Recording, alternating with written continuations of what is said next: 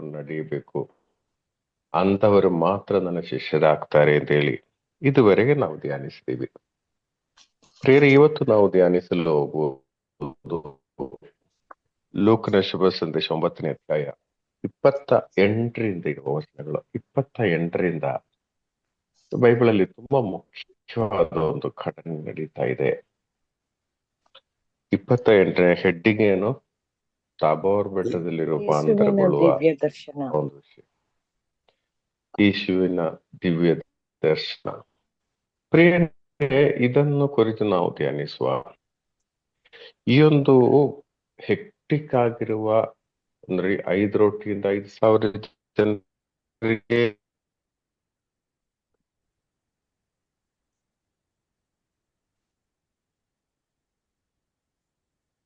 ಎಲ್ರೂ ಬ್ರೇಕ್ ಆಗ್ತಾ ಇದೆ.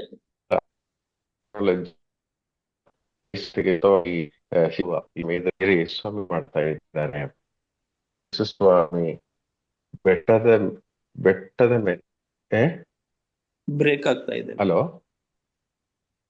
ಬ್ರೇಕ್ ಆಗ್ತಾ ಇದೆ. ಓಕೆ. ಯೇಸುಸ್ವಾಮಿ ಒಂದು ನಿಮಿಷ. ಯೇಸುಸ್ವಾಮಿ ಬೆಟ್ಟದ ಮೇಲಕ್ಕೆ ಹೋಗ್ತಾ ಇದ್ದಾರೆ. ಒಂದು ನಿಮಿಷ.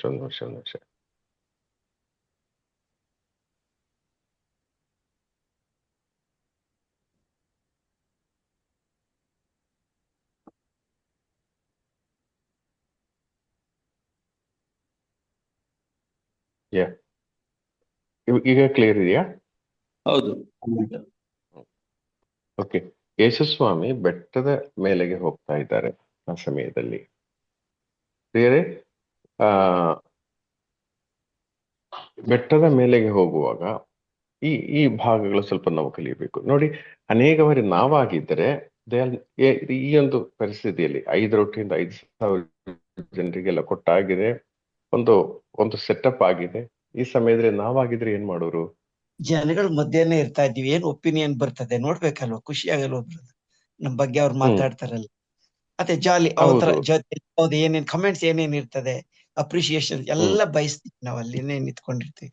ಸಪ್ರೇಟ್ ಆಗ್ಲಿಕ್ಕೆ ಇಷ್ಟ ಪಡಲ್ಲ.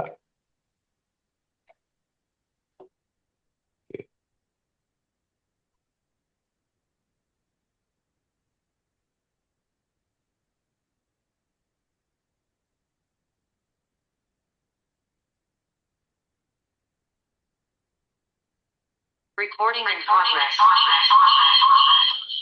Okay.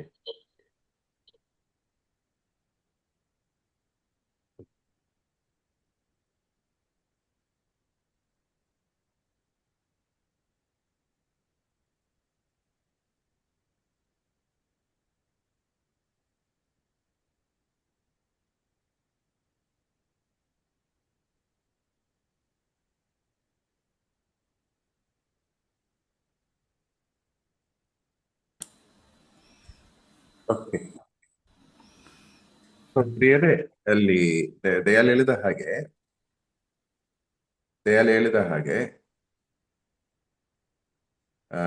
ಈಗ ಕ್ಲಿಯರ್ ಇದೆಯಾ? ಹೇಳಿದ್ದಾರೆ, ಕ್ಲಿಯರ್ ಇದೆ. ದಯಾಲ್ ಹೇಳಿದ ಹಾಗೆ ನಾವು ಅಲ್ಲೇ ನಿಲ್ಲಲು ಪ್ರಯತ್ನ ಪಡುವರು. ಸಾಕು.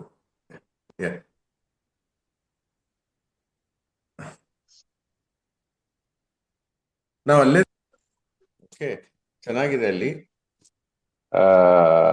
ಎಲ್ರೂ ಸ್ವಲ್ಪ ಅಪ್ರಿಸಿಯೇಷನ್ ಸಿಗ್ತದೆ. ಆ ಒಂದು ಅವಸ್ಥೆಯಲ್ಲಿ ಅಲ್ಲೇ ನಿಲ್ಲಲು ನಾವು ಪ್ರಯತ್ನ ಪಡುವುದು.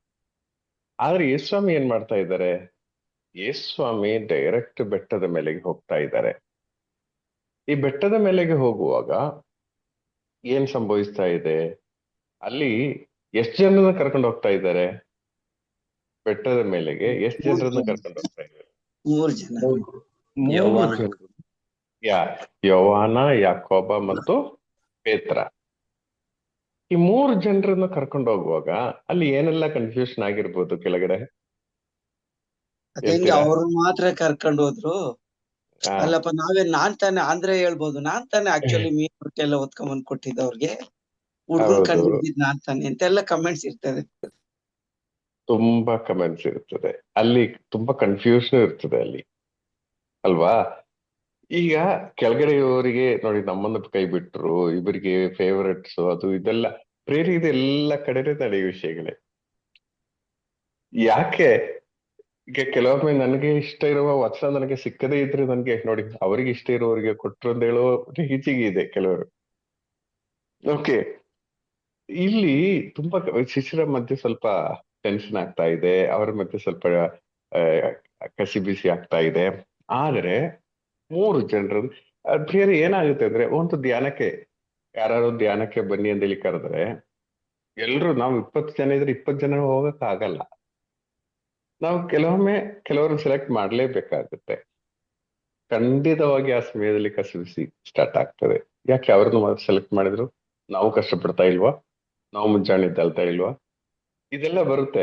ಈ ಈ ಪ್ರಾಬ್ಲಮ್ಸ್ ಆ ಶಿಷ್ಯರ ಮಧ್ಯೆನೂ ಇತ್ತು. ಅದರ ಒಂದು ಪರಿಣಾಮ ನಾವು ಮುಂದೆ ನೋಡ್ಬೋದು.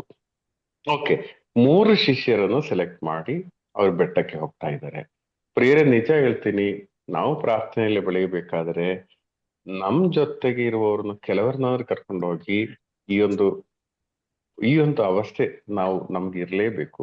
ಮುಂಜಾನೆ ಆಗ್ಲಿ, ಅದು ಬನ್ನಿ ನಾವು ಸೇರೋಣ, ಸ್ವಲ್ಪ ಪ್ರಾರ್ಥನೆ ಮಾಡೋಣ ಅಂತೇಳಿ ಕರೆದು ಒಂದು ಚಿಕ್ಕ ಚಿಕ್ಕ ಕೋರ್ಸ್ ಸೆಲ್ ಗ್ರೂಪ್ಗಳಾಗಿ ಪ್ರಾರ್ಥನೆ ಮಾಡುವುದು ತುಂಬಾ ಮುಖ್ಯವಾದ ವಿಷಯ ನಾವು ಬೆಳೆಯಬೇಕಾದ್ರೆ. ಯೇಸ್ವಾಮಿ ಇದೇ ಮಾಡ್ತಾ ಇರೋದು.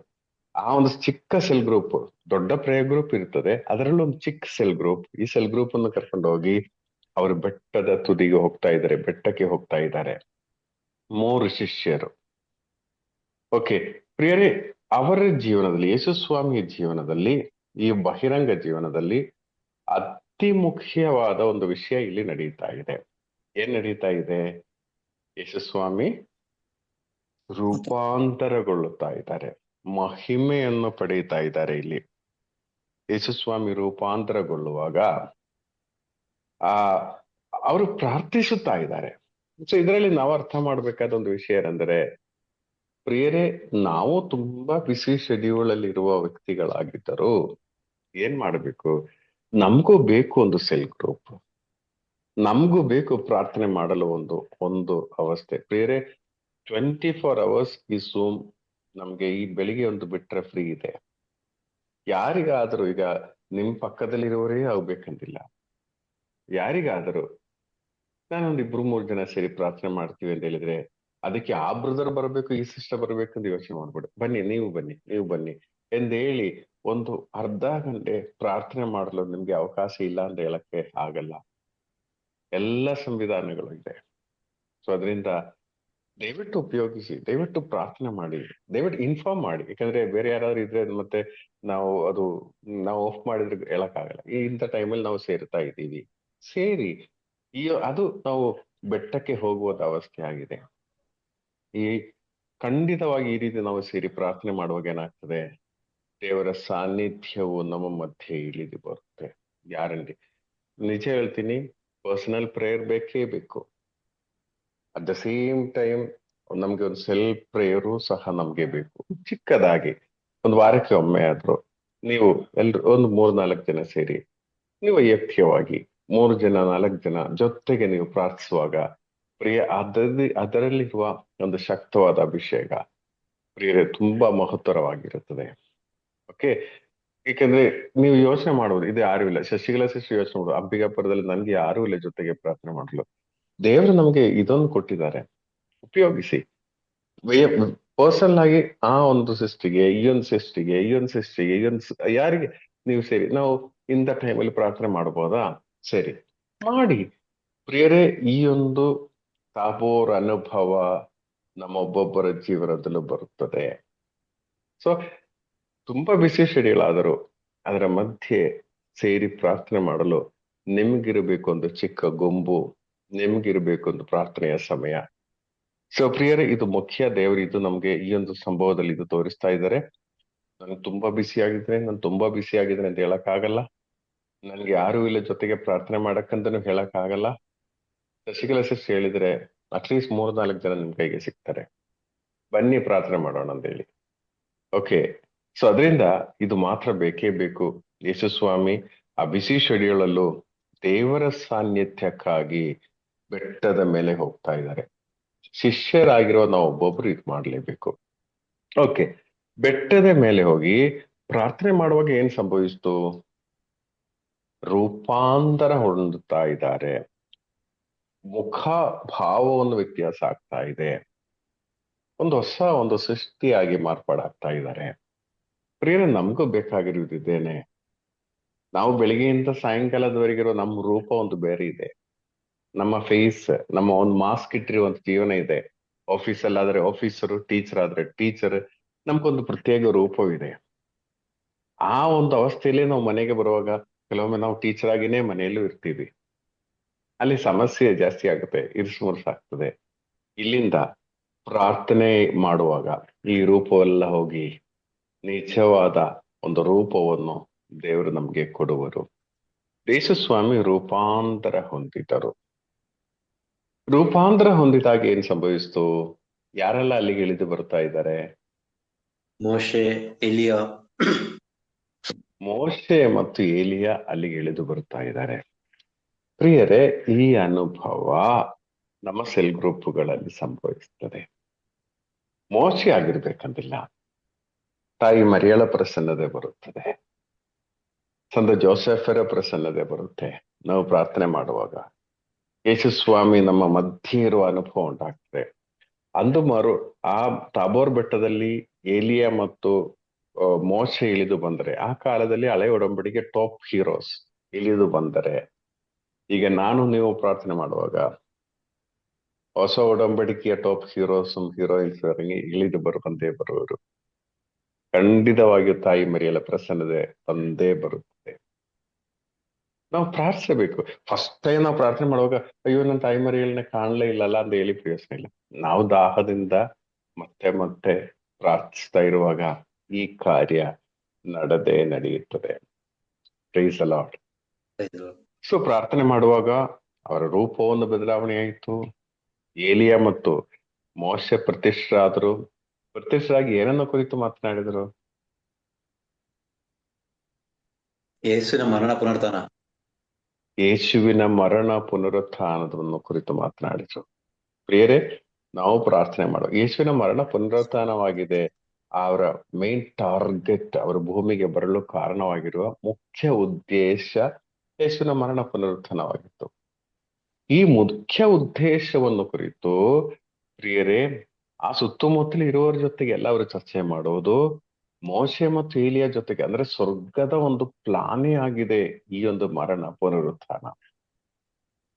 ಪ್ರಿಯರೇ, ಹಾಗಾದರೆ ನಾವು ಪ್ರಾರ್ಥನೆ ಮಾಡುವಾಗ ಏನ್ ಸಂಭವಿಸಿದೆ? ತೇಜಸ್ಸರ್ ಹೇಳ್ತೀರಾ?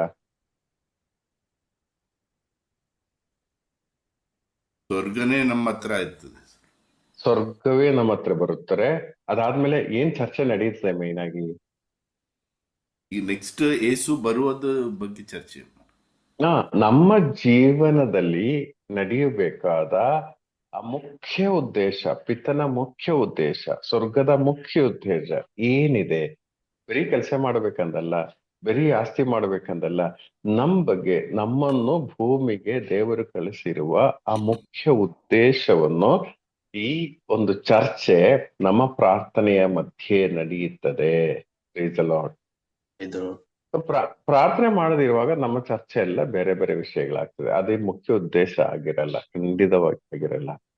ಆದ್ರೆ ಪ್ರಾರ್ಥನೆ ಮಾಡುವಾಗ ಸ್ವರ್ಗವೂ ನಮ್ ಜೊತೆಗೆ ಇಳಿದು ಬರುತ್ತದೆ. ಸ್ವರ್ಗವು ನಮ್ ಜೊತೆಗೆ ಇಳಿದು ಬಂದು ನಮ್ಮ ಜೀವನದ ಮುಖ್ಯ ಉದ್ದೇಶವನ್ನು ಚರ್ಚೆ ಮಾಡುವ ಒಂದು ಸನ್ನಿವೇಶ ಉಂಟಾಗುತ್ತದೆ. Praise the lord. ಪ್ರಿಯರೇ, ಇದು ತುಂಬಾ ಮುಖ್ಯವಾದಂತ ವಿಷಯ. ಓಕೆ, ಮುಖ್ಯ ಉದ್ದೇಶವನ್ನು ಚರ್ಚೆ ಮಾಡ್ತಾ ಇದ್ದಾರೆ. ಅದಾದ್ಮೇಲೆ ಈ ಒಂದು ಮುಖ್ಯ ಸಂಭವ ನಡೆಯೋ ಮುಂಚೆ ಏನಾಗ್ತಾ ಇದೆ? ಇಲ್ಲಿ ಮಹಿಮೆಯನ್ನು ಯೇಸುಸ್ವಾಮಿ ಮಹಿಮಾರೂಪನಾಗ್ತಾ ಇದ್ದಾರೆ. ಖಂಡಿತವಾಗಿ ಪ್ರಿಯರೇ, ಜೀವನ ಸಹನೆಗಳು ಬರೋ ಮುಂಚೆ, ಸಹನೆಗಳು ನಮ್ಮ ಜೀವನದಲ್ಲಿ ಬರುವ ಮುಂಚೆ ನಮ್ಮೊಬ್ಬೊಬ್ಬರ ಜೀವನದಲ್ಲೂ ಒಂದು ಮಹಿಮೆಯ ಅವಸ್ಥೆ ಉಂಟಾಗ್ತದೆ. ಓಕೆ, ಈ ಮಹಿಮೆಯ ಅವಸ್ಥೆಯಲ್ಲೇ ನಾವು ಸ್ಥಿರವಾಗಿ ನಿಲ್ಲೋದು ಎಲ್ಲೂ ಬೇಕಂದಿಲ್ಲ. ಈ ಮಹಿಮೆ ಅವಸ್ಥೆ ಬರುವಾಗ ಓ ಇದೇ ಸಾಕು ಇದ್ರಲ್ಲೇ ಇರೋಣ ಎಂಬ ಚಿಂತೆ ಕೆಲವೊಮ್ಮೆ ನಮ್ಗೆ ಬರುತ್ತೆ. ಆದ್ರೆ ಇಲ್ಲ, ಆ ಮುಖ್ಯ ಉದ್ದೇಶಕ್ಕೆ ಇರುವ ಒಂದು ಒಂದು ಏನ್ ಹೇಳ್ತೀರಾ, ಒಂದು ಆ, ಚಿಹ್ನೆ ಆಗಿ ಇದನ್ನು ನಾವು ತಗೋಬಹುದು. ಓಕೆ, ಈ ಮಹಿಮಾ ರೂಪವನ್ನು ತಾಳಿದಾಗ ಏಲಿಯ ಮತ್ತು ಮೋಶೆ ಅವರ ಮಧ್ಯೆ ಇಳಿದು ಬಂದಾಗ ಮಾತ್ರ ಅಲ್ಲ, ಇನ್ನೊಬ್ಬರು ಅಲ್ಲಿ ಬರ್ತಾ ಇದ್ದಾರೆ. ಯಾರು? ಪಿತದೇವರು. ಪಿತದೇವರೇ ಅವರ ಮಧ್ಯೆ ಬರ್ತಾ ಇದ್ದಾರೆ. ಪಿತದೇವರು ಮಾತನಾಡ್ತಾ ಇದ್ದಾರೆ. ಏನ್ ಮಾತನಾಡಿದರು? ಅದೇ ಯೇಸುವಿನ ಮರಣ ಪುನರುತ್ಥಾನ ಬಗ್ಗೆನೇ ಮಾತಾಡಿದ್ದಾರೆ. ಪಿತದೇವರು ಮಾತನಾಡ್ತಾ ಇದ್ದಾರೆ, ಇವನು ನನ್ನ ಪ್ರಿಯ ಪುತ್ರನು, ಪರಮ ಪ್ರಿಯನು ಅಂತ ಹೇಳಿ ಯೇಸು ಸ್ವಾಮಿಯ ಬಗ್ಗೆ ಮಾತನಾಡುತ್ತಾ ಇದ್ದಾರೆ. ಪ್ರಿಯರೇ, ಇದೇ ಸನ್ನಿವೇಶ ನಮ್ಮ ಒಬ್ಬೊಬ್ಬರ ಜೀವನದಲ್ಲಿ ಅಳವಡಿಸಿ ನೋಡೋಣ. ನಾವು ಸಹ ಇದೇ ರೀತಿ ಪ್ರಾರ್ಥನೆ ಮಾಡುವಾಗ ದಯಾಳ್ ಸ್ವರ್ಗದಿಂದ ಏನ್ ಬರ್ಬಹುದು? ಅದೇ ನನಗೂ ಅವ್ರು ಹೇಳ್ತಾರೆ ಬ್ರದರ್ ದಯಾಳ್, ಇವನು ಹಾ. ನನಗೆ ಪರಮ ಪ್ರಿಯನು ಅಂತ ಹೇಳ್ತಾರೆ. ನನ್ನ ಅಲ್ಲಿ ಪರಿಶುದ್ಧತೆ ಹೇಳ್ತಾರೆ. ಪ್ರಿಯರೇ, ಈ ಸ್ವರವು ಸಹ ಬರುವಾಗ ನಮ್ ಜೀವನದ ಅವಸ್ಥೆ ಹೇಗಿರುತ್ತದೆ ನೋಡಿ. ಈ ಪಿತ್ತನು ನಮ್ಮೊಂದಿಗೆ ಮಾತನಾಡುವಾಗ, ತಾಯಿ ಮರಿಯಳು ನಮ್ಮೊಂದಿಗೆ ಮಾತನಾಡುವಾಗ, ಸಂತ ಜೋಸೆಫರು ನಮ್ಮೊಂದಿಗೆ ಮಾತನಾಡುವಾಗ, ನಮ್ಮ ಪ್ರಾರ್ಥನೆಯ ಜೀವನ ಅತ್ಯುನ್ನತವಾಗ್ತದೆ. ನಮ್ ಜೀವನವೇ ಬದಲಾವಣೆ ಆಗ್ತದೆ. ಅಯ್ಯೋ, ನನ್ ಜೀವನ ಈಗ ಆಯ್ತಲ್ಲ, ನನ್ ಜೀವನ ಈಗ ಆಯ್ತಲ್ಲ ಎಂಬ ರೀತಿಯಲ್ಲಿ ಯೋಚನೆ ಮಾಡುವ ನಾವು ಈ ಒಂದು ತಾಬೋರ್ ಅನುಭವಕ್ಕೆ ನಾವು ಬರುವಾಗ ನಮ್ಮನ್ನು ನೋಡಿ ಪಿತಾ ದೇವರು ಹೇಳ್ತಾರೆ, ಇವನು ನನ್ನ ಪ್ರಿಯ ಪುತ್ರನು. ಮೋಶೆ ಮತ್ತು ಏಲಿಯ ನಮ್ಮೊಂದಿಗೆ ಮಾತನಾಡುವಾಗ, ಸಂತ ಜೋಸೆಫರ್ ಮತ್ತು ತಾಯಿ ಮರಿಯಳು ನಮ್ಮೊಂದಿಗೆ ಮಾತನಾಡುವಾಗ ಪ್ರಿಯ ನಮ್ ಜೀವನವೇ ಬದಲಾವಣೆ ಆಗ್ತದೆ. ಅಯ್ಯೋ, ನಂದೀಗ ಆಯ್ತಲ್ಲ. ಪರಮ ಪಿತ್ರನು ಮತ್ತು ಇವರನ್ನು ಆಲಿಸಿರಿ. ಮಾತ್ರ ಅಲ್ಲ, ಇವರನ್ನು ಆಲಿಸಿರಿ ಎಂದು ಪಿತಾ ದೇವರು ಹೇಳುತ್ತಾ ಇದ್ದಾರೆ. ಪ್ರಿಯರ, ಇದೇ ಅನುಭವಗಳು ನಮ್ಮ ಒಂದೊಂದು ಪ್ರೇ ಗ್ರೂಪ್ ಅಲ್ಲೂ, ಪ್ರೇ ಮೀಟಿಂಗ್ ಅಲ್ಲೂ, ಸೆಲ್ ಗ್ರೂಪ್ಗಳಲ್ಲೂ ಹಾಗೆ ಆಗ್ತದೆ. ನಾವು ಅಂತಹ ಒಂದು ರೀತಿಯಲ್ಲಿ ನಾವು ಪ್ರಾರ್ಥನೆ ಮಾಡಲು ನಾವು ಹೋಗುವುದಾದ್ರೆ, ಅಯ್ಯೋ ಕಷ್ಟಪಟ್ಟು ಎದ್ದು ಬೀಳಬೇಕಲ್ಲ, ಅಯ್ಯೋ ಹೋಗ್ಬೇಕಲ್ಲ, ಈ ರೀತಿ ನಾವು ಯೋಚನೆ ಮಾಡಿದ್ರೆ ನಡೆಯಲ್ಲ. ನೋಡಿ, 5 ರೊಟ್ಟಿಯಿಂದ 5,000 ಜನರಿಗೆ ಕೊಟ್ಟು ನಂತರ ಯೇಸು ನೇರವಾಗಿ ಬರೀ 3 ಜನರದ್ದು ಮಾತುಕತೆ ಮೇಲೆ ಹೋಗ್ತಾ ಇದೆ. ಅದ್ರ ಫಾಲೋ ಅಪ್, ಫೀಡ್ಬ್ಯಾಕ್ ಏನೂ ತಗೋತಾ ಇಲ್ಲ. ಆದ್ರೆ ಹಾಗೇನಾಯ್ತು, ಸ್ವರ್ಗವು ಅವರ ಮಧ್ಯೆ ಇಳಿದು ಬಂದ್ರು. ಪ್ರಿಯರೇ, ಪ್ರತಿಯೊಂದು ನಮ್ಮ ಪ್ರಾರ್ಥನಾ ಜೀವನದಲ್ಲೂ, ಪ್ರಾರ್ಥನೆಯಲ್ಲೂ ನಡೆಯುವುದಿದ್ದೇನೆ. ಸ್ವರ್ಗವು ನಮ್ಮ ಮಧ್ಯೆ ಇಳಿದು ಬರುತ್ತದೆ.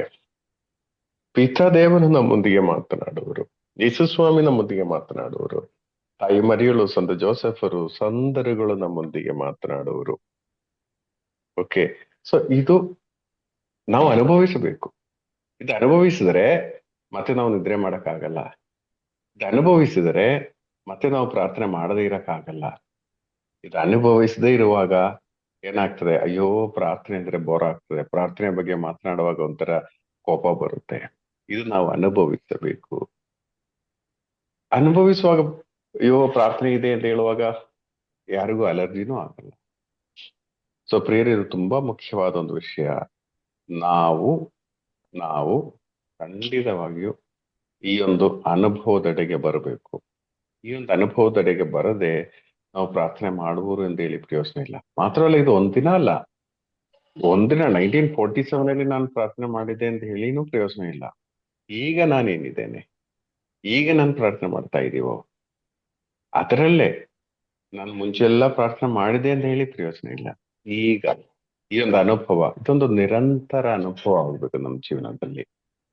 ಓಕೆ, ಇನ್ನು ಇದಾದ್ಮೇಲೆ ಶಿಷ್ಯರ ಆಟಿಟ್ಯೂಡ್ ಏನು, ಜೊತೆಗಿರುವ 3 ಜನರ ಆಟಿಟ್ಯೂಡ್ ಏನು? ಸದ್ಯಪ್ಪ ಆ ಜಂಜಾಟನೇ ಬೇಡ, ಇಲ್ಲೇ ಇದ್ಬಿಟ್ರೆ ಸಾಕು ಅಂತ ಪೀಟರು. ಯಾಕಂದ್ರೆ ಕೆಳಗಡೆ ಹೋದ್ರೆ ಟೆನ್ಷನ್ ಅಲ್ಲ ಬ್ರದರ್. ಅಲ್ಲಿ ಟೆನ್ಷನ್ ಇದೆ. ಇಲ್ಲ ಆದ್ರೆ ನೋಡಿ, ಸ್ವರ್ಗದ ಅನುಭವ ಕೆಲವೊಮ್ಮೆ ನಮಗೂ ಅನಿಸ್ತದೆ. ಈಗ ಡಿವೈನ್ಗೆಲ್ಲ ಧ್ಯಾನಕ್ಕೆ ಹೋಗುವಾಗ 3 ದಿನ ಆಯ್ತು, 4 ದಿನ ಆಯ್ತು, ನಮ್ ಚಿಂತೆ ಏನೋ, ಅಯ್ಯೋ ವಾಪಸ್ ಹೋಗ್ಬೇಕಲ್ಲ ಅಂತ ಹೇಳಿ ಚಿಂತೆ ಬರುತ್ತೆ. ಇಲ್ಲೇ ಇರೋದು ಒಳ್ಳೆಯದು ಎಂಬ ಅನುಭವ ಬರುತ್ತೆ. ಆದ್ರೆ ಅಲ್ಲಿ ಇರಕ್ಕೆ ಆಗಲ್ಲ. ಅರ್ಥ ಆಯ್ತಲ್ಲ? ಅದೇ ಚಿಂತೆ ಪೇತ್ರ ಹೇಳ್ತಾ ಇದ್ದಾರೆ, ಇಲ್ಲೇ ಇರುವುದು ಒಳ್ಳೆಯದು. ಅದು ಮಾತ್ರ ಅಲ್ಲ, ಅದಾದ್ಮೇಲೆ ಒಂದು ಸ್ಟೇಟ್ಮೆಂಟ್ ಹೇಳ್ತಾ ಇದ್ದಾರೆ, ಏನು? 3 ಗುಡಾರ ಕಟ್ಟದ ನಾನ್ ಇಲ್ಲಿ ಅಂತ. 3 ಗೂಡಾರಗಳು ಯಾರಿಗೆಲ್ಲ? ಮೋಶೆಗೊಂದು, ಎಲಿಯನಿಗೊಂದು, ಹ, ಪ್ರಭು ಕ್ರಿಸ್ತರಿಗೆ, ಮೋಶೆ ಯೇಸುಗೆ, ಕ್ರಿಸ್ತರಿಗೆ. ಹ. ಈ ಯೇಸು ಒಂದು ಸ್ಟೇಟ್ಮೆಂಟ್ ಅಲ್ಲಿ ಈ ನೋಡಿ, ಇದರ ಮಧ್ಯೆ 2-3 ವಿಷಯಗಳು ನಡೀತಾ ಇದೆ. ಈ ಈ ಒಂದು ಅನುಭವದಲ್ಲಿ ಪೇತ್ರ ಅವ್ರ ಶಿಷ್ಯರೆಲ್ಲ ನಿದ್ರೆ ಮಾಡಿದ್ರು, ಸ್ವಲ್ಪ ಒಂದು ಮಂಕ ಆಗಿದ್ರು. ಅರ್ಥ ಆಯ್ತಲ್ಲ? ಕೆಲವರು ಈ ಪ್ರಾರ್ಥನೆಗೆ ಬಂದು ನಿದ್ರೆ ಮಾಡೋರು ಇದ್ದಾರೆ. ಓಕೆ. ಸೊ ಇಲ್ಲಿ ಈ ಒಂದು ಅನುಭವದಲ್ಲಿ ಪೇತ್ರ ಹೇಳ್ತಾ ಇದ್ದಾರೆ, ನಿಮಗೊಂದು ಗೂಡಾರ, ಮೋಶೆಗೊಂದು ಗೂಡಾರ, ಏಲಿಯನಿಗೊಂದು ಗೂಡಾರ. ಈ ಸ್ಟೇಟ್ಮೆಂಟ್ ಅಲ್ಲಿ ಏನಾದ್ರೂ ಒಂದು ಏರುಪೇರು ಇದೆಯಾ? ಅಲ್ಲ, ಅವನ್ ಕೇಳ್ತಾ ಇಲ್ಲ ಪೀಟರ್, ಅವನ್ಗೂ ಬರೀ ಯೇಸು ಸ್ವಾಮಿಗೆ ಹೇಳ್ತಾ ಇದ್ದಾನೆ ಅವನಿಗೆ. ಓಕೆ ಅದು ಓಕೆ. ಓಕೆ, ಅದಲ್ಲದೆ ಏನಾದ್ರೂ ಏರುಪೇರು ಇದೆಯಾ ಈ ಒಂದು ಸ್ಟೇಟ್ಮೆಂಟ್ ಅಲ್ಲಿ? ಅವ್ರ ಮೂವರು ಮನ್ಸ್ ಮಾಡಿದ್ರೆ ಒಂದೇ ಗುಡಾರದಲ್ಲಿ ಇರ್ಬೋದು ಅಂತಾನು ಹೇಳ್ಬೋದಿತ್ತು, ಏನು ಒಟ್ಟಾಗಿ ಓಕೆ, ಇರುವುದು ಸಿ ಅಂತ. ಅದ್ರಲ್ಲೂ ಪ್ರಿಯರೇ, ಬೇರೆ ಇದರಲ್ಲಿ ಬೇರೆ ಬೇರೆ. ಇದು ಕರೆಕ್ಟ್ ಆಗಿದ್ರು. ಇದರಲ್ಲಿ ಒಂದೇನಂದ್ರೆ, ಯೇಸುಸ್ವಾಮಿಯನ್ನು ಮೋಶೆಯೊಂದಿಗೆ, ಏಲಿಯೊಂದಿಗೆ ಕಂಪೇರ್ ಮಾಡಕ್ಕೇ ಆಗಲ್ಲ ಅಲ್ವಾ? ಯೇಸುಸ್ವಾಮಿ ದೇವರಾಗಿದ್ದಾರೆ, ಮೋಶೆ ಮತ್ತು ಏಲಿಯ ದೇವರ ಸೇವಕರಾಗಿದ್ದಾರೆ. ಸೊ ಅದು ನನ್ನ ಪ್ರಕಾರ ಸ್ವರ್ಗಕ್ಕೂ ಅಷ್ಟು ಇಷ್ಟ ಆಗಿಲ್ಲ ಅದ್ರಿಗೆ ಅನಿಸ್ತಾ ಇದೆ ಆ ಒಂದು ಸ್ಟೇಟ್ಮೆಂಟ್. ಅದಕ್ಕೆ ಇರ್ಬೇಕು ತಕ್ಷಣನೇ ಮೋಡವನ್ನು ಕವಿದು ಬಾಕಿ ಜಾಸ್ತಿ ಮಾತಾಡಕ್ಕೆ ಅವರಿಗೆ ಆ ಒಂದು ಅವಸ್ಥೆ ಬರ್ಲಿಲ್ಲ. ಅಷ್ಟರೊಳಗಡೆ ಒಂದು ಅಲ್ವಾ, ಮೋಡ ಏನ್ ಬಂದು ಅದು ಕವರ್ ಆಗಿ ಆ ಅದೃಷ್ಟ. ಡೈಲಾಗ್ ಕಂಟಿನ್ಯೂ ಆಗಿಲ್ಲ ಅಲ್ಲಿ. ಆಯ್ತಾ? ಶಿಷ್ಯರ ಮೈಂಡ್ ಸೆಟ್ ಅಲ್ಲಿ ನಾವು ಇಲ್ಲೇ ಇರುವುದು ಒಳ್ಳೆಯದು. ಆದ್ರೆ ಯೇಸುಸ್ವಾಮಿ ಏನ್ ಹೇಳ್ತಾ ಇದ್ದಾರೆ, ದೈವ ಅನುಭವವನ್ನು ಪಡೆದ ನಂತರ ನೀವೇನ್ ಮಾಡ್ಬೇಕು? ಎಲ್ಲೆಡೆಲೆ ಹೋಗಿ ದೇವರ ಸುವಾರ್ತೆ ಸಾರಲೇಬೇಕು. ನೀವು ಜನರ ಮಧ್ಯೆ ಹೋಗಿ ಜನರ ಸೇವೆ ಮಾಡ್ಬೇಕು. ಜನರ ಸೇವೆ ಅಂದ್ರೆ ನಾವ್ ಹೇಳೋದು ಅಲ್ಲಿ ದುಡ್ಡು ಕಲೆಕ್ಟ್ ಮಾಡಿ ಅವರಿಗೆ ಕೊಡುವುದು, ಅವರ ಕಷ್ಟ ತೀರಿಸುವುದು ಮಾತ್ರ ಅಲ್ಲ. ಅವರ ನಿಜ ಸೇವೆ ಅಂದ್ರೆ ಅವರಿಗೆ ವಚನವನ್ನು ಕೊಡಬೇಕು. Price the lord. ಪ್ರಿಯ, ನಮಗೆ ಇರುವ ಒಂದು ಮಿಸ್ಟೇಕ್ ಏನಂದ್ರೆ, ನಾವು ಈ ತಾಬೋರ ಅನುಭವಕ್ಕೆ ಮುಂಜಾನೆ ಸೇರ್ತಾ ಇದ್ದೀವಿ, ಅನುಭವ ಆಗ್ತಾ ಇದೆ. ಅದಾದ್ಮೇಲೆ ನಾವು ಇಲ್ಲೂ ಇರಲ್ಲ, ಜನರ ಸೇವೆಗೂ ಹೋಗಲ್ಲ ಅಲ್ವಾ? ಇದೇ ನಮ್ಗೆ ಬರುವ ಒಂದು ದೊಡ್ಡ ಪ್ರಾಬ್ಲಮ್. ನಾವು ಇಲ್ಲೂ ಇರಲ್ಲ, ದೇವರ ಸೇವೆಗೂ ಹೋಗಲ್ಲ. ಯೇಸುಸ್ವಾಮಿ ಪೇತ್ರನಲ್ಲಿ ಇರಕ್ಕೆ ಬಿಡ್ಲೇ ಇಲ್ಲ. ಯೇಸುಸ್ವಾಮಿ ಹೇಳ್ತಾ ಇದ್ರೆ, ನೀನು ಹೋಗ್ಬೇಕು, ಮುಂದೆ ಹೋಗ್ಬೇಕು, ಜನರ ಮಧ್ಯೆ ಇಳಿಬೇಕು, ಜನರ ಮಧ್ಯೆಗೆ ಹೋಗ್ಬೇಕು. ನಮ್ಗಿರುವ ಒಂದು ದೊಡ್ಡ ಸಮಸ್ಯೆ ಇದೇನೆ, ಜನರ ಮಧ್ಯೆ ಹೋಗಕ್ಕೆ ನಮ್ಮಲ್ಲಿ ಎಷ್ಟು ಜನ ರೆಡಿ ಇದ್ದಾರೆ? ಏನಾದ್ರೂ ಒಂದು ಪ್ರೇಯರ್ ಇದೆ ಅಂತ ಹೇಳಿದ್ರೆ, ಅಯ್ಯೋ ಬ್ರದರ್ ನನ್ಗೆ ಆ ಪ್ರಾಬ್ಲಮ್ ಇದೆ, ನನ್ಗೆ ನಿಮ್ಗೆ ಗೊತ್ತು ಇದೆಯಲ್ಲ ಬ್ರದರ್, ಈ ತರ ನಾವು ಎಸ್ಕೇಪ್ ಮಾಡೋ ಅವಸ್ಥೆ ಆದ್ರೆ ಪ್ರಿಯರೇ, ನಾವು ಈ ಒಂದು ಶಿಷ್ಯರಾಗಲು ಯೋಗ್ಯರಲ್ಲ. ಈಗ ನೋಡಿ, ಅವರು ಕೆಳಗಡೆಗೆ ಇಳಿದು ಹೋಗ್ತಾ ಇದ್ದಾರೆ. ಕೆಳಗಡೆ ಇಳಿದು ಹೋಗುವಾಗ ಏನ್ ನಡೀತಾ ಇದೆ ಕೆಳಗಡೆ? ದೈವ ಹಿಡಿದ ಬಾಲಕ ಬರ್ತಾ ಇದ್ರಲ್ಲ. ಬಾಲಕರನ್ನು ಬಾಕಿ 9 ಜನ ಇದಾರಲ್ಲ, ಇವರು 3 ಜನ ಬಿಟ್ರೆ ಇನ್ನು 9 ಶಿಷ್ಯರು ಇದಾರಲ್ಲ, ಅವರೆಲ್ಲ ಸೇರಿ ಪ್ರಾರ್ಥನೆ ಮಾಡ್ತಾ ಇದ್ದಾರೆ. ಅವರು ಬಿಡುಗಡೆ ಡೆಲಿವರೆನ್ಸ್ಗೆ ಟ್ರೈ ಮಾಡ್ತಾ ಇದ್ದಾರೆ. ದೇಹದಲ್ಲಿ ಏನ್ ಸಂಭವಿಸ್ತಲ್ಲಿ?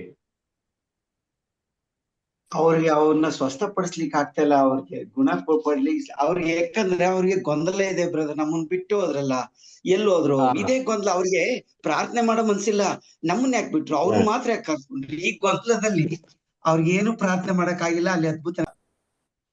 ಯಾಕಂದ್ರೆ ಇದು ನೀವು ಕ್ಲಿಯರ್ ಆಗ್ಬೇಕಾದ್ರೆ 46ನೇ ವಚನ ಇದೆ. 46ನೇ ವಚನ ಓದಿ. ಒಮ್ಮೆ ತಮ್ಮಲ್ಲಿ ಅತಿ ಶ್ರೇಷ್ಠನು ಯಾರೆಂಬ ವಾದ ಶಿಷ್ಯರಲ್ಲಿ ಎದ್ದಿತು. ಅವರು ಇಲ್ಲಿಂದ ಮನಸ್ಸಿನ ಸ್ಟಾರ್ಟ್ ಆಗಿರೋದು. ನಮ್ಮಲ್ಲಿ ಯಾರು ಶ್ರೇಷ್ಠರು, ನಮ್ಮಲ್ಲಿ ಯಾರು ಶ್ರೇಷ್ಠರು, ಅವ್ರು 3 ಇವ್ರು 3 ಪೇತ್ರನ, ಈ ಆ ಒಂದು ಚರ್ಚೆ ಅವರಲ್ಲಿ ಇತ್ತು. ಇದು ಸ್ಟಾರ್ಟ್ ಆಗಿರೋದು, ಸ್ಟಾರ್ಟಿಂಗ್ ಪಾಯಿಂಟ್ ಇಲ್ಲೇನೆ. ನಮ್ಮನ್ನ ಕರ್ಕೊಂಡು ಹೋಗಿಲ್ಲ, ಅವ್ರದ್ದು ಮಾತ್ರ ಕರ್ಕೊಂಡು ಹೋದವ್ರು. ನಾವು ಮಾಡಿಲ್ವ ಕೆಲಸ? 5 ರೊಟ್ಟಿ ಎಷ್ಟು ಜನರಿಗೆ ಡಿಸ್ಟ್ರಿಬ್ಯೂಟ್ ಮಾಡಕ್ ನಾವು ಇರ್ಲಿಲ್ವಾ? ಅಂದ್ರೆ ಹೇಳಿರ್ತಾರೆ, ನಾನೇ ತಗೊಂಡೋಗಿರೋದು, ಆ 5 ರೊಟ್ಟಿ ನಾನೇ ತಗೊಂಡೋಗಿರೋದು, ನಾನ್ ಕೊಡದೇ ಇದ್ರೆ ಅವ್ರು ಮಾಡಕ್ ಆಗ್ತಾ ಇತ್ತಾ? ಎಲ್ಲ ರೀಸನ್ಗಳು ಹೇಳ್ತಾರೆ. ನನ್ನನ್ನು ಕರ್ಕೊಂಡೋಗಿಲ್ಲ, ನನ್ನನ್ನು ಕರ್ಕೊಂಡೋಗಿಲ್ಲ. ಈ ಚರ್ಚೆಯಲ್ಲಿರುವಾಗ ಅಪ್ಪ ಮಗನ ಕರ್ಕೊಂಡು ಬರ್ತಾ ಇದ್ದಾರೆ. ನೋಡಿ, ಈ ತರ ಹುಷಾರಿಲ್ಲ ನನ್ ಮಗನಿಗೆ, ನೀವು ಪ್ರಾರ್ಥಿಸಿ ಅಂತ ಹೇಳುವಾಗ ಇವ್ರೇನ್ ಮಾಡಿರ್ಬೋದು? ಅಯ್ಯ, ನಮ್ ಕಷ್ಟ ನಮ್ಗೆ ಇವ್ರು ಬೇರೆ ಅಂದ್ರೆ ಆ ಮನಸ್ಥಿತಿ ಬರ್ತದೆ ಬ್ರದರ್, ಅವ್ರಿಗೆ ಆಗಿಲ್ಲ. ಅದೊಂದು ಒಂದ್ ರೀತಿಯಲ್ಲಿ. ಇನ್ನೊಂದ್ ರೀತಿಯಲ್ಲಿ ಹೌದಾ, ಸರಿ ನಾವು ಮಾಡೋಣ. ಯಾಕಂದ್ರೆ 9ನೇ ಅಧ್ಯಾಯ 6ನೇ ವಾಕ್ಯದಲ್ಲಿ ಸುಮಾರು ಅದ್ಭುತಗಳು ನಡೆಯಿತು, ಸುಮಾರು ಬಿಡುಗಡೆ ಕಾರ್ಯಗಳು ನಡೆಯಿತು. ಇಬ್ಬಿಬ್ಬರನ್ನ ಕಳಿಸಿದ್ರಲ್ಲ ವಚನ ಕೊಡಕ್ಕೆ, ತುಂಬಾ ಬಿಡುಗಡೆ ಕಾರ್ಯಗಳು ನಡೆಯಿತು. ಇಷ್ಟು ಸಿಂಪಲ್ ಮ್ಯಾಟ್ರ್, ಬನ್ನಿ ನಾವು ಇವನಿಗೆ ಬಿಡುಗಡೆ ಅಂತ ಕೊಡ್ಬಿಡೋಣ ಎಂದೇಳಿ ಅವನಿಗಾಗಿ ಪ್ರಾರ್ಥಿಸಿದಾಗ ಏನ್ ಸಂಭವಿಸ್ತು?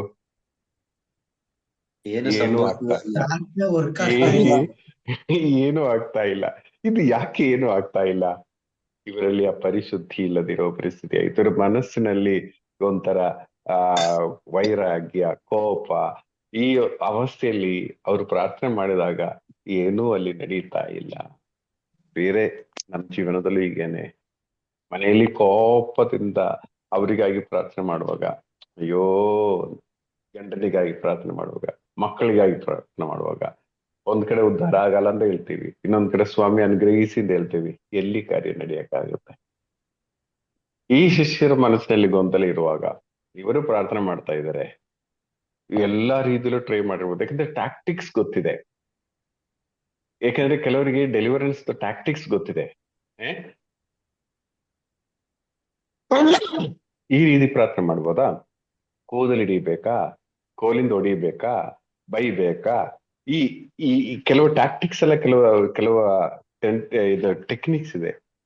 ಇವರು ಇದೆಲ್ಲ ಟ್ರೈ ಮಾಡಿದ್ದಾರೆ, ಏನೂ ವರ್ಕೌಟ್ ಆಗಿಲ್ಲ. ಏನೂ ವರ್ಕೌಟ್ ಆಗದಿರುವಾಗ ಈ ತಂದೆ ನೋಡುವಾಗ ಮೇಲ್ಗಡೆಯಿಂದ ಯಾರೆಲ್ಲ ಬರ್ತಾ ಇದ್ದಾರೆ? ಯೇಸುಸ್ವಾಮಿ, ಪೇತ್ರ, ಯೋಹಾನ ಮತ್ತು ಯಾಕೋಬ್, ಇವರಿಬ್ರು ಇಳಿದು ಬರುತ್ತಾ ಇದ್ದಾರೆ. ಇವರನ್ನ ಕಂಡ ತಕ್ಷಣ ಈ ಅಪ್ಪ ಏನ್ ಮಾಡಿದ್ದಾರೆ? ಈ ಮಗನನ್ನು ಯೇಸುಸ್ವಾಮಿಯ ಮುಂದೆ ಕರ್ಕೊಂಡು ಹೋಗ್ತಾ ಇದ್ದಾರೆ.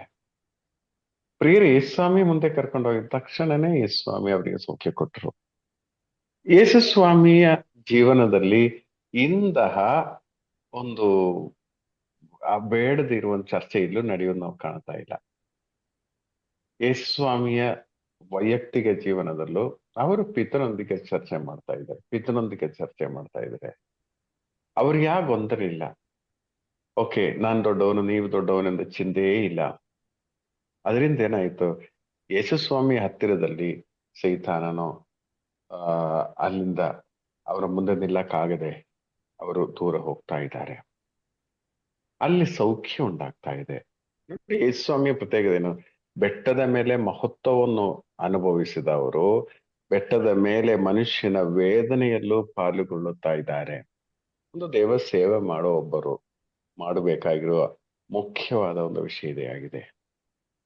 ಬೆಟ್ಟದ ಮೇಲೆ ಮಹತ್ವವನ್ನು ಅನುಭವಿಸುವುದಾದ್ರೂ ಕೆಳಗಡೆ ಇಳಿದು ಆ ಒಂದು ಮನುಷ್ಯನ ಮಧ್ಯೆಯಲ್ಲಿ ಒಂದು ಅವಸ್ಥೆ ಬರಬೇಕು. ಬೇರೆ ಕೆಲವರಿಗೆ ಪವರ್ ಸಿಕ್ಕುವಾಗ ಮತ್ತೆ ಅವರ ಜೊತೆಗೇನೆ ಅವರೇ ಮೈನ್ ಎಂಬ ರೀತಿಯಲ್ಲಿ ಇರುವವರು ಇರ್ತಾರೆ. ಇದೆಲ್ಲ ಸ್ವಲ್ಪ ಕಾಲಕ್ಕೆ ಮಾತ್ರ. ಆ ಒಂದು ಪವರ್ ಇಟ್ಕೊಂಡು ಮ್ಯಾಕ್ಸಿಮಮ್ ಯೂಟಿಲೈಸ್ ಮಾಡಲು ಪ್ರಯತ್ನ ಪಡ್ತಾರೆ. ಅವರಿರುವಾಗ ಸಾಕು, ಬಾಕಿ ಎಲ್ಲ ಬರೀ ಒಂದು ಬ್ಯಾಲೆನ್ಸಿಂಗ್ ಫ್ಯಾಕ್ಟರ್ ಮಾತ್ರ ಆಗಿರುತ್ತದೆ. ಪ್ರಿಯರು, ಇದು ಯಾವುದು ಶಾಶ್ವತ ಅಲ್ಲ.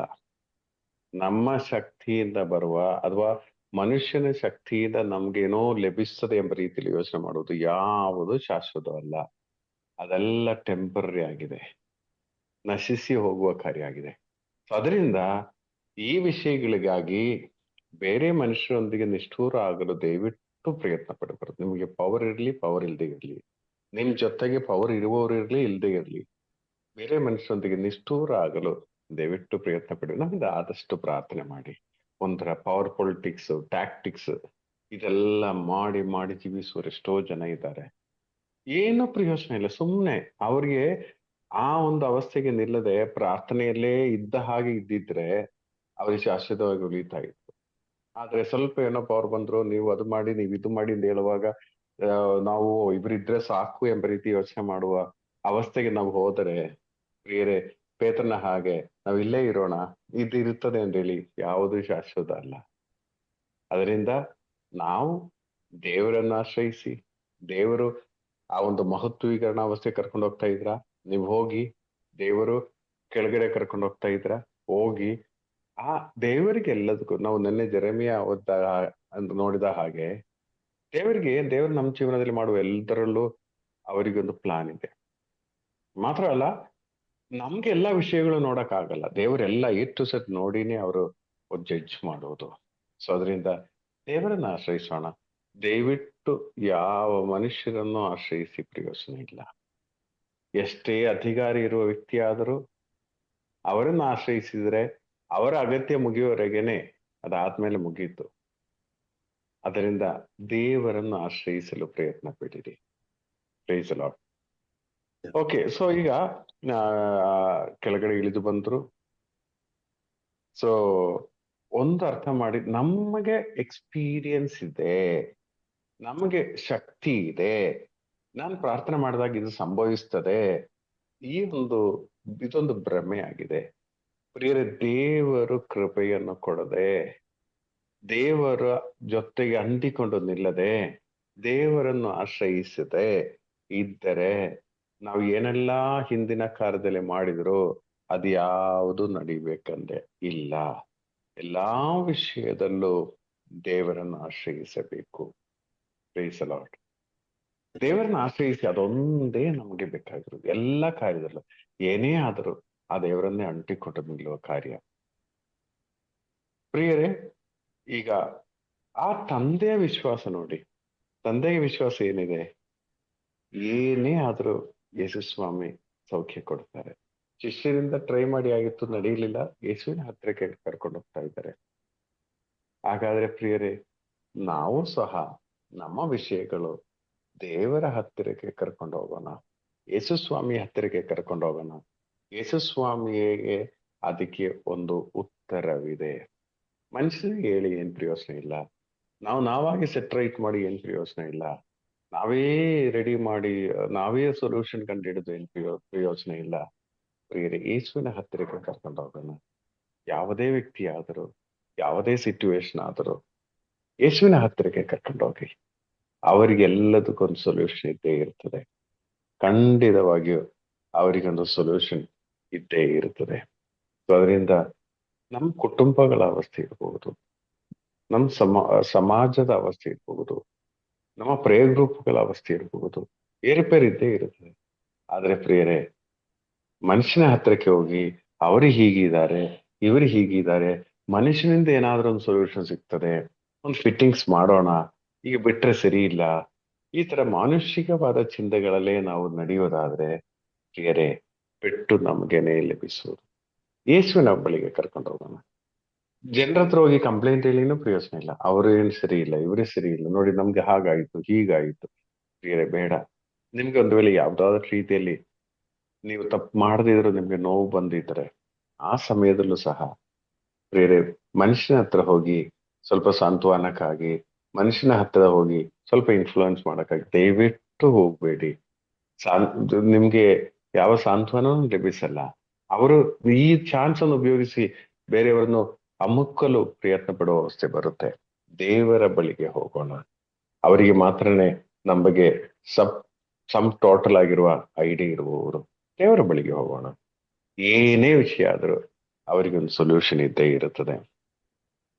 ಸೊ ಅದೇ ರೀತಿಯಲ್ಲಿ ಈಗ ಈ ಒಂದು ಪ್ರಾರ್ಥನೆ, ಈ ಒಂದು ಶುಶ್ರೂಷೆಯ ಕಾರ್ಯ ನಾವು ನೋಡೋದಾದ್ರೆ ನಾವು ನೋಡ್ತೀವಿ, ಮೊದಲು ಯೇಸು ಸ್ವಾಮಿ ಆರಿಸಲ್ಪಟ್ಟ ಶಿಷ್ಯರೊಂದಿಗೆ ಪ್ರಾರ್ಥನೆ ಮಾಡಲು ಹೋಗ್ತಾ ಇದ್ದಾರೆ. ಪ್ರಾರ್ಥನೆ ಮಾಡುವಾಗ ಅವರಿಗೆ ದೈವಿಕ ಸಾನ್ನಿಧ್ಯವನ್ನು ಅನುಭವಿಸ್ತಾ ಇದ್ದಾರೆ. ದೇವರ ಮಹಿಮೆಯನ್ನ ಕಾಣುತ್ತಾ ಇದ್ದಾರೆ.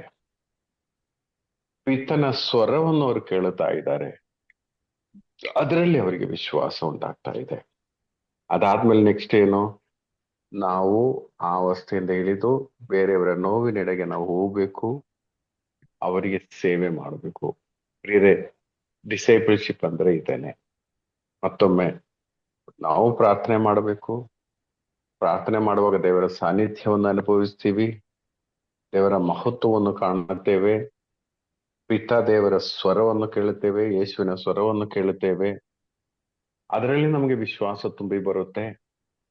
ಅದಾದ್ಮೇಲೆ ಏನ್ ಮಾಡಬೇಕು? ಬೇರೆಯವರ ವೇದನೆಯೆಡೆಗೆ ಇಳಿದು ಬರಬೇಕು, ಬೇರೆಯವರ ಮನುಷ್ಯನ ಮಧ್ಯೆ ಇಳಿದು ಬರಬೇಕು. ನಂತರ ಅವರಿಗೆ ಸೇವೆ ಅಂತ ಹೇಳುವಾಗ ದಯವಿಟ್ಟು ಇದೇ ಅರ್ಥ ಮಾಡಬಾರದು, ಅವ್ರಿಗೆ ಊಟ ಕೊಡಿಸುವುದು ಅದು ಇದು ಅಲ್ಲ. ದೇವರ ವಚನವನ್ನು ಅವರಿಗೆ ಕೊಡುವುದು ಒಂದು ಶುಶ್ರೂಷೆ ಆಗಿದೆ. ನಮ್ಮ ಮುಖ್ಯವಾಗಿ ಕರೆದಿರೋದು ಈ ವಿಷಯಕ್ಕಾಗಿ. ಅದ್ ಹೇಗೆ ಕೊಡಬಹುದು? ಇಂಡಿವಿಜುವಲ್ ಆಗಿ ಒಂದು ವ್ಯಕ್ತಿಗೆ ಹೋಗಿ ವಚನ ಕೊಡುವುದು ಏನೋ ಪರ್ಮಿಷನ್, ಏನೋ ಟ್ರೈನಿಂಗ್ ಅಗತ್ಯ ಇಲ್ಲ. ಓಕೆ, ಸೊ ಈ ವಿಷಯಗಳು ಎಲ್ಲ ಸೇರಿರುವುದಾಗಿದೆ ಒಂದು ಡಿಸೈಪಲ್, ಒಂದು ಶುಶ್ರೂಷೆ ಮಾಡುವವರ ಒಂದು ಪ್ರೊಸೀಜಿಯರ್. ಸೊ ಅದರಿಂದ ಪ್ರಿಯರೇ, ಈ ಒಂದು ತಾಬೋರ ಅನುಭವ ನಮ್ಮೊಬ್ಬೊಬ್ಬರ ಜೀವನದಲ್ಲೂ ದಿನೇ ದಿನೇ ಸಂಭವಿಸಲಿ ಎಂದು ನಾವು ಪ್ರಾರ್ಥಿಸೋಣ. ತಾಬೋರ ಅನುಭವದಲ್ಲಿ ಪಿತನ ಸ್ವರವನ್ನು ಕೇಳುವ ತಾಯಿ ಮರಿಯಲ ಸಂತ ಜೋಸೆಫರ ಪ್ರೆಸೆನ್ಸ್ ಅನುಭವಿಸುವ ಕೃಪೆ ನಮಗೆ ಲಭಿಸಲಿ. ಅದರ ಜೊತೆಗೆ ನಾವು ಕೆಳಗಡೆ ಇಳಿಯೋಣ. ಕೆಳಗಡೆ ಇಳಿಯುವಾಗ ಬೇರೆಯವರಿಗೂ ಯೇಸು ನಿಮ್ಮನ್ನು ಅನುಗ್ರಹಿಸ್ತಾರೆ, ಯೇಸು ನಿಮ್ಮನ್ನು ಸೌಖ್ಯಪಡಿಸ್ತಾರೆ, ಯೇಸುವಿನೆಡೆಗೆ ಬನ್ನಿ ಅಂತ ಹೇಳುವ ಆ ಒಂದು ಕಾರ್ಯ, ಅದೇ ಆಗಿದೆ ನಮ್ಮ ಶುಶ್ರೂಷೆ. ಈ ಕಾರ್ಯ ನಮ್ಮ ಮುಖಾಂತರ ನಡೆಯಲಿ. ಪಿತನ ಸುತ್ತನ ಮತ್ತು ಪವಿತ್ರಾತ್ಮನ ನಾಮದಲ್ಲಿ ಆಮೇಲೆ. Praise the lord. Amen. Praise the lord. KJ sir. Praise the lord sir. Praise the lord ಪ್ರಿಯರೇ, ಇವತ್ತು ಡಿಸೈಪಲ್ಶಿಪ್ನ 31ನೆಯ ಒಂದು ಬೋಧನೆ, ಟೀಚಿಂಗ್. ಲೂಕನ ಶುಭ ಸಂದೇಶ 9ನೇ ಅಧ್ಯಾಯ 28ರಿಂದ ಪ್ರಾರಂಭವಾಗ್ತದೆ. ಯೇಸು ಬೆಟ್ಟಕ್ಕೆ ಹತ್ತಿ ಹೋಗ್ತಾರೆ. ಹೋಗುವಾಗ ಒಂದು ಸೆಲ್ ಗ್ರೂಪನ್ನು, 3 ಮಂದಿ ಶಿಷ್ಯರನ್ನ ಕರೆದುಕೊಂಡು ಒಂದು ಸೆಲ್ ಗ್ರೂಪ್ ರೀತಿಯಲ್ಲಿ ಹೋಗ್ತಾರೆ. ಇದು ಸೆಲ್ ಗ್ರೂಪ್ ಬಹಳ ಮುಖ್ಯವಾದ ವಿಚಾರ. ಅದು ಪ್ರಾರ್ಥನಾ ಜೀವಿತದಲ್ಲಿ ಈ ಚಿಕ್ಕ ಚಿಕ್ಕ ಸೆಲ್ ಗ್ರೂಪ್ಗಳ ಮೂಲಕ ಪ್ರಾರ್ಥಿಸುವುದು ಬಹಳ ಒಳ್ಳೆಯದು. ಇಲ್ಲಿ ನಾವು ಅದು ಯೇಸು ಸ್ವಾಮಿ ಇದನ್ನೇ ಮಾಡೋದನ್ನು ನಾವು ನೋಡ್ತೇವೆ. ಸೊ ಅಲ್ಲಿ ಯೇಸು ಸ್ವಾಮಿ ಬೆಟ್ಟದ ಮೇಲೆ ಪ್ರಾರ್ಥಿಸುವಾಗ ರೂಪಾಂತರ ಹೊಂದುತ್ತಾರೆ. ಸೊ ನಮ್ಮೊಬ್ಬೊಬ್ಬರಿಗೂ ಇಂತಹ ಒಂದು ಸೆಲ್ ಗ್ರೂಪ್ ಬೇಕು. ವೈಯಕ್ತಿಕ ಪ್ರಾರ್ಥನೆಗೆ ಮುಖ್ಯವೋ ಅದೇ ಥರ ಈ ಸೆಲ್ ಗ್ರೂಪ್ ಪ್ರಾರ್ಥನೆ ನಮಗೆ ಬೇಕು ಇಂಥ ಒಂದು ಸಮಯ. ಯಾಕಂದರೆ ಈ ಒಂದು ಪ್ರಾರ್ಥನೆಯಲ್ಲಿ ಆಗುವಂಥ ಒಂದು ಅನುಭವ ಅದು ತುಂಬ ದೊಡ್ಡದು. ಯೇಸು ಸ್ವಾಮಿ ಪ್ರಾರ್ಥನೆ ಮಾಡುವಾಗ ಅವರ ಮುಖಚರ್ಯ ಮಾರ್ಪಟ್ಟಿತ್ತು, ಉಡುಪು ಬೆಳ್ಳಗೆ ಪ್ರಜ್ವಲಿಸಿತು. ನೋಡಿ ಹೀಗೆ ಪರಿವರ್ತನೆ ಆಗ್ತದೆ ದೈವ ಅನುಭವ. ಆಮೇಲೆ ಎಲಿಯ ಮತ್ತು ಮೋಸೆ ಇಬ್ಬರು ಇಳಿದು ಬರ್ತಾರೆ, ಅಂದರೆ ಸ್ವರ್ಗವೇ ಇಳಿದು ಬರ್ತದೆ. ಈ ಒಂದು ಅನುಭವ ಅವರಿಗೆ ಆಗ್ತದೆ. ಓಕೆ, ಆಮೇಲೆ ಈಗ ನಾವು ಕೂಡ ಈ ರೀತಿ ಸೆಲ್ ಗ್ರೂಪಲ್ಲಿ ಪ್ರಾರ್ಥನೆ ಮಾಡುವಾಗ ನಮ್ಮಲ್ಲಿ ಕೂಡ ಸ್ವರ್ಗವು ಇಳಿದು ಬರ್ತದೆ. ಈ ಒಂದು ಅನುಭವ ಆಗ್ತದೆ. ಅಲ್ಲಿ ಹಳೆ ಒಡಂಬಡಿಕೆಯ ಪ್ರಮುಖ ವ್ಯಕ್ತಿಗಳು ಇಳಿದು ಬಂದರೆ ನಮ್ಮಲ್ಲಿ ಹೊಸ ಒಡಂಬಡಿಕೆಯ ಮಾತೆ ಮರಿಯಮ್ಮ ಇರ್ಬೋದು, ಸಂತ ಜೋಸೆಫರ್ ಇರ್ಬೋದು, ಇನ್ನಿತರ ಮಹಾನ್ ಸಂತರುಗಳು ನಮ್ಮ ಮಧ್ಯೆ ಹಿಡಿದು ಬರ್ಬೋದು. ಸೊ ಹಾಗಾಗಿ ನಮಗೂ ಕೂಡ ಈ ಒಂದು ಅನುಭವ ಆಗ್ತದೆ ಅನ್ನೋದನ್ನು ತಿಳಿಸ್ಕೊಟ್ರು. ಆಗ ಈಗ ಸ್ವರ್ಗ ನಮ್ಮ ಮಧ್ಯೆ ಬರುವಾಗ ನಮಗೆ ಅದರ ಅನುಭವ ಆಗ್ತದೆ. ಓಕೆ, ಸ್ವರ್ಗ ಅನುಭವ ಆಗ್ತದೆ. ಸೊ ಈಗ ಈ ಒಂದು ಪರಿಸ್ಥಿತಿಯಲ್ಲಿ ಏನಾಗ್ತದೆ, ಇದು ಒಂದು ಮಹಿಮೆಯ ಒಂದು ಅನುಭವ. ಸೊ ಈಗ ಯೇಸು ಸ್ವಾಮಿಗೆ ಸಹನೆಗಳು ಬರೋಕ್ಕೆ ಮುಂಚೆ ಈ ಒಂದು ಅನುಭವ ಆಗ್ತದೆ. ಸೊ ನಮ್ಮಲ್ಲಿ ಕೂಡ ಇಂಥ ಒಂದು ಅವಸ್ಥೆ ಬರ್ಬೋದು.